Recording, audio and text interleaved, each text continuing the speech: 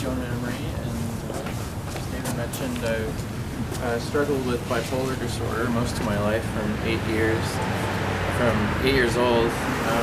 To me, recovery is possible, but the way that our system is right now, we just waste too many years between accepting you have a mental health issue to actually recovering.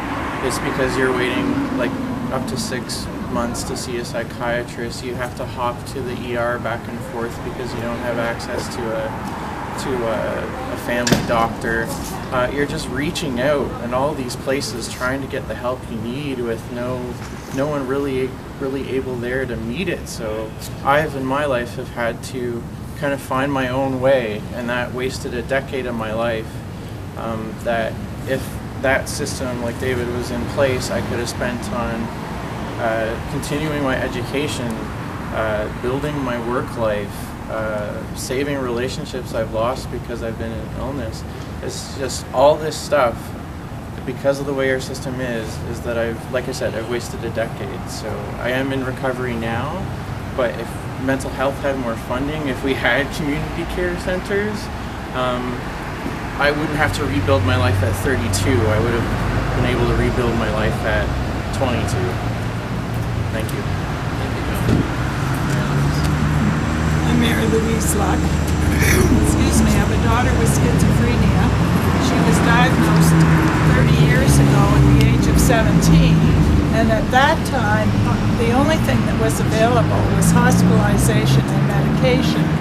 And we went through many hospitalizations. We went through years of nightmare until we finally got, just through lobbying and pushing and screaming and writing letters, etc., that I did and my friends did, we got a few community resources. And now 30 years later, yes, the situation is a little bit better, but it's just a drop in the bucket.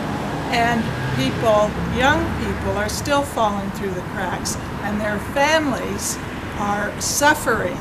They're suffering terribly, both with their own physical health, their mental health, and their financial health, which is what happened to me. So I'm voting Green because David sees the problem and wants to do something about it. Thank you.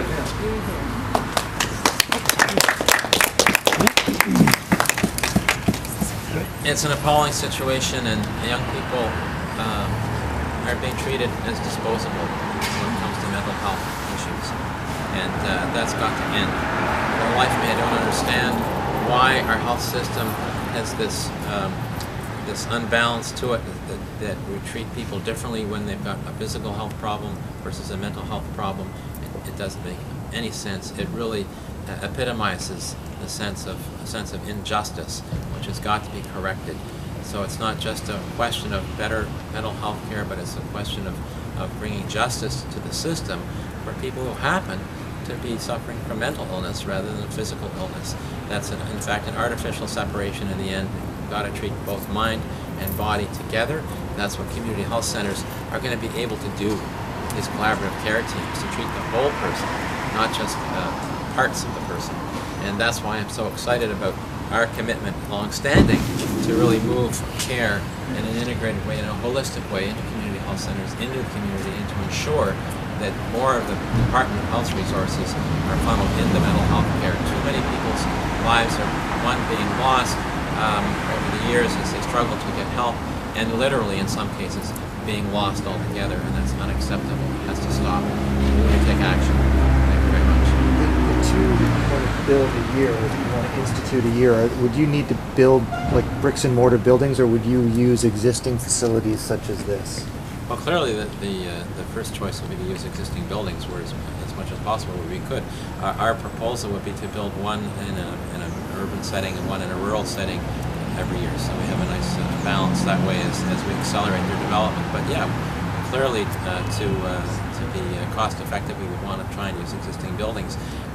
We've got room in schools around this province, we've got room in government buildings, so I think there's some interesting opportunities to take advantage. And it really is about bringing healthcare, mental and physical, into the community.